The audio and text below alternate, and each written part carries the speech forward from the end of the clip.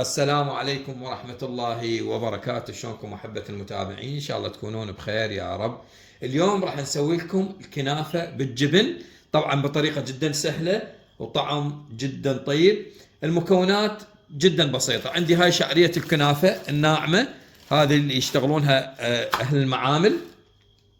عندي هنا هذا دهن حر، وهاي صبغة البرتقال، هذا اختيارية، تردون تحطونها تردون ما تحطونها ماكو مشكلة.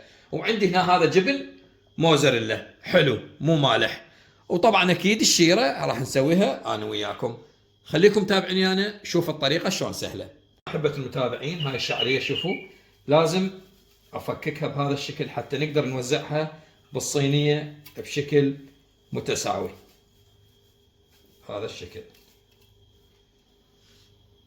وبعد ان فككناها لازم شنو؟ نقطعها ننعمها بهذا الشكل حتى نقدر نوزعها. شوفوا من نوزعها هالشكل بالصينية حتى تتساوى عندي. هنا أحبة المتابعين عندنا هذا الدهن ذوبناه، نخلي من عنده هاي الكمية. هذا حسب الرغبة صبغ البرتقال. شوفوا هذا خليت أنا صبغ برتقال، وهنا بالفرشة نخلط صبغ البرتقال مع الدهن بهذا الشكل حتى يطلع عندنا الوجه مالتها لونه حلو برتقالي. هسه نجي شو نسوي؟ نجيب الشعرية مالتنا نوزعها بهذا الشكل بعد ان فرطناها بشكل جيد وقطعناها. تمام. هسه راح اكملها ان شاء الله كلها وارجع لكم.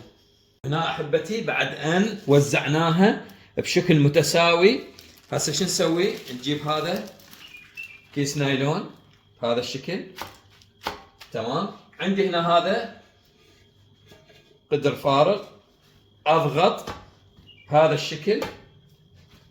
اذا اكو مثلا قدر او اي شيء صينية ثانية تضغطون بيه تركونه فد نص ساعة ينضغط يكون افضل. اني هسه راح هيك اظل اضغط بيه الى ان ترص كل الشعرية حتى تطلع عندي متماسكة. هنا احبتي طبعا ضغطناها ضغط جيد. شوف شلون صارت عندي بهذا الشكل.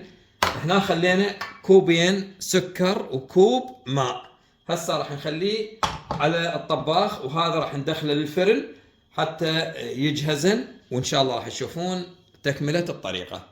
هنا احبة المتابعين بلشت الشيرة تغلي عندي، اضيف قليل من اللامندوزي. وهنا احبة طلعناها من الفرن حتى شنو؟ نضيف لها الجبن. راح نضيف الجبن ونرجعها للفرن فقط يذوب الجبن ونطلعها من الفرن. هنا ضفنا كل الجبن كمية جيدة. هسه راح نرجعها للفرن فقط يذوب الجبن، نشغل من الاعلى.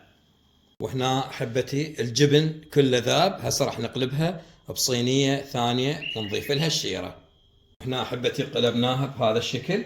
بسم الله ما شاء الله، فد شي روعة.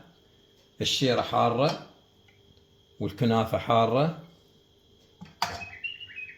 الشيرة حسب رغبتكم، ايش قد تحبون تحطون، ماكو اي مشكلة. وهنا احبتي المتابعين اجينا على نهاية وصفتنا لهذا اليوم، الكنافة. طبعا زيناها بسم الله ما شاء الله تبارك الرحمن. شوفوها، جربوها وان شاء الله تنال اعجابكم.